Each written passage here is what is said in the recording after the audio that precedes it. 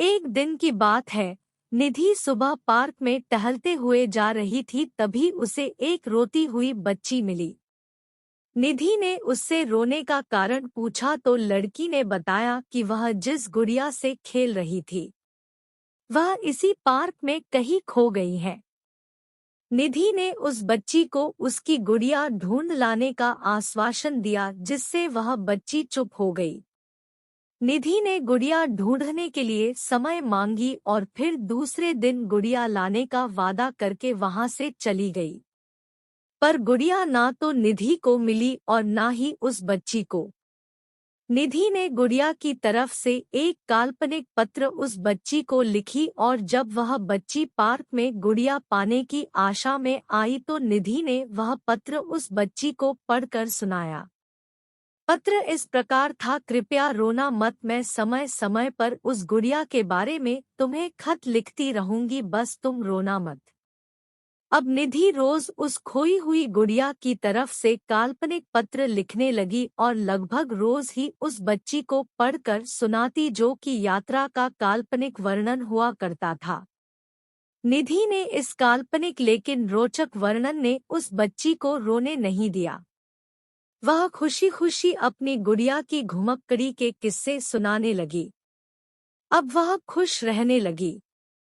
एक दिन जब काफी कहानियां हो गई तो निधि ने एक दूसरे गुड़िया उस बच्ची को लाकर दी। जाहिर है वह गुड़िया बदली हुई थी। उस बच्ची को अपनी खोई हुई पुरानी गुड़िया जैसे नई लगी तो वह निधि की ओर देखने लगी। निधि अनजान बनते हुए गुड़िया में चिपकी एक चिट को निकालकर पढ़ने लगी।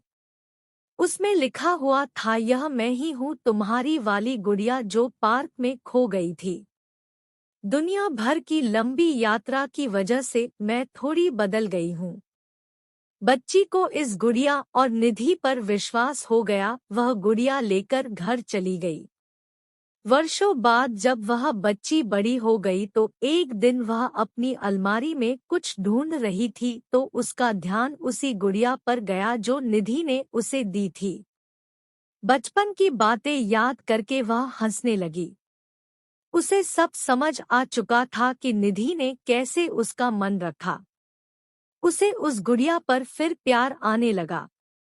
वह उसे बड़े गौर से देखने लगी। तभी उसकी नज़र गुड़िया की फ्रॉक की आस्तीन में छुपे एक छोटे से पत्र पे गई। उसने बड़ी व्याकुलता से वह पत्र निकाला और पढ़ने लगी। पत्र में संक्षेप में यह लिखा हुआ था, हर वह चीज जिससे तुम प्यार करती हो कभी न कभी तुमसे खो जाएगी और जो तुम्हारे पास होगी वही तुम्हारे लिए सच्चे रूप में बनी होंगी। रूप भले ही भिन्न होगा पर प्यार एकदम खालिस होगा। मेरे प्यारे दोस्तों, इस कहानी के बारे में आपकी क्या राय है? हमें कमेंट करके जरूर बताइए। वीडियो पसंद आए तो लाइक, सब्सक्राइब और शेयर जरूर करें। धन्यवाद।